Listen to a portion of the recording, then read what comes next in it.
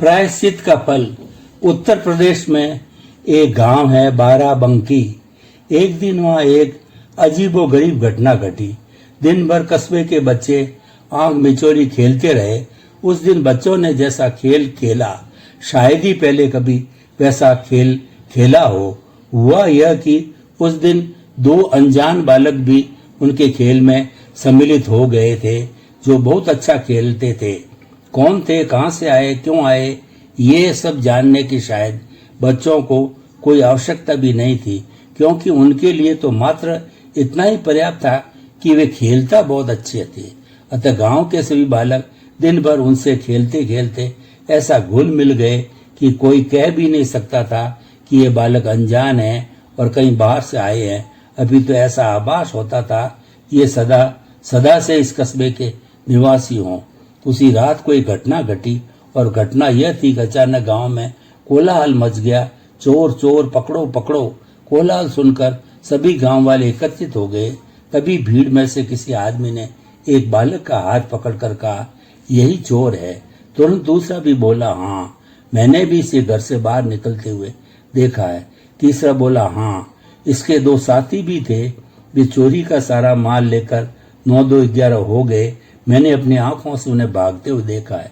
भीड़ में बहुत लोग खड़े थे, लेकिन किसी ने भी यह सोचने का प्रयत्न नहीं किया कि वास्तव में ये बालक चोर है या नहीं। अभी तो सभी ने एक स्वर में कह दिया, यही बालक चोर है, क्योंकि पब्लिक की तो आदत ही होती है भेड़ जाल की। जैसे एक भेड़ को देखकर दूसरी, फिर तीसरी, फिर चौथी और क्रमशः लगती है, ठीक वैसे ही। अतः अंत में सर्वसम्मति से निर्णय हुआ कि इस बालक को पुलिस के हवाले कर दिया जाए। पुलिस थाने में सूचना दी गई। पुलिस आई और बालक को पकड़ कर ले गई। यह एक आश्चर्यचकित करने वाली बात और यह भी है कि वो बालक भी न तो कुछ बोला, बस अवाक खड़ा सारा खेल देखता रहा, जैसे सच में ही वहां कोई खेल चल रहा हो। थाने जाने के बाद उस बालक पर FIR दर्ज हुई।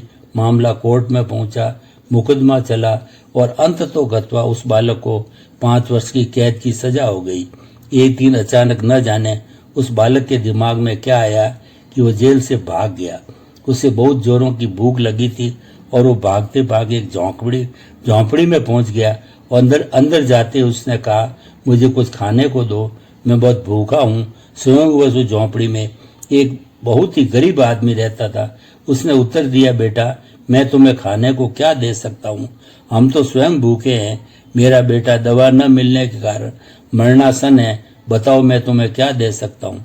यह सुनकर बालक का मन द्रवित हो उठा और अपनी भूख प्यास सब भूल गया और सोचने लगा किस प्रकार इस व्यक्ति की सहायता की जाए, क्योंकि परोपकार व्यक्ति का स्वभाव ही कुछ ऐसा होता है।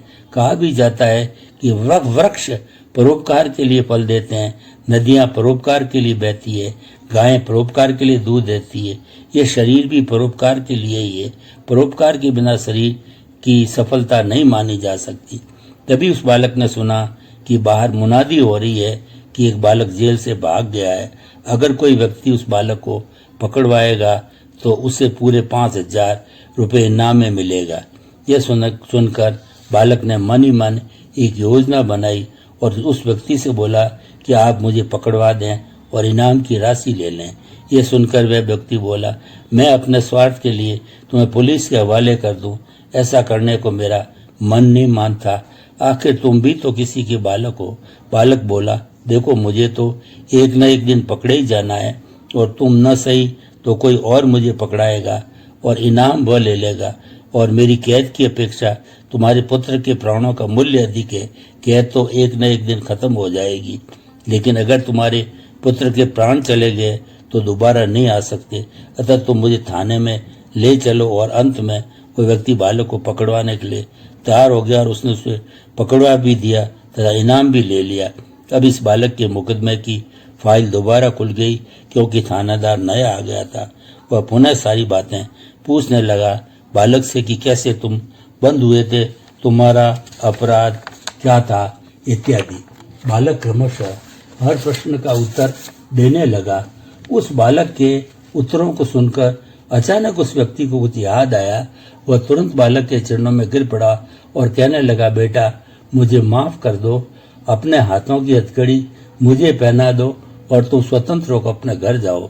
यह सब देखकर थानेदार भी सक पका गया और बोला, अरे ओ बूढ़े, ये थाना है, तेरे घर की पंचायत थी नहीं कि जो मर्जी कर लिया। इस बालक ने चोरी की है, अतः दंड भी भुगते गए। सुनकर वह व्यक्ति बोला, साहब जी, चोर ये बालक नहीं अपितु मैं हूँ। असल में जिस चोरी के अपराध में इस निर्दोष को पकड़ा गया था, वो चोरी मैंने की थी। मैंने और मेरे साथियों ने इसे फंसाया था। आज ये सारी बातें सुनकर मुझे अपने पाप कर्म की याद आ गई। मैंने इसे बिना अपराध के अपराधी बनाया और इसकी महानता देखो, उसने आज मुझ अपराधी पर भी दया की। केवल मेरे पुत्र के प्राणों को बचाने के लिए स्वयं मेरे साथ आया। अतः हे थानेदार साहब, अब बिना विलंब किए आप इसे छोड़ दीजिए और मुझे पकड़ लीजिए। और बेटा तुम जाओ, और अगर मेरे बीमार बेटे के लिए कुछ कर सको तो करना, वरना छोड़ देना उसे अपने हाल पर। यह सारी घटना न्यायालय पहुंची। उस असली चोर के पश्चाताप और अपनी गलती को स्वीकार करने के कारण जज साहब ने दोनों को एक साथ छोड़ दिया।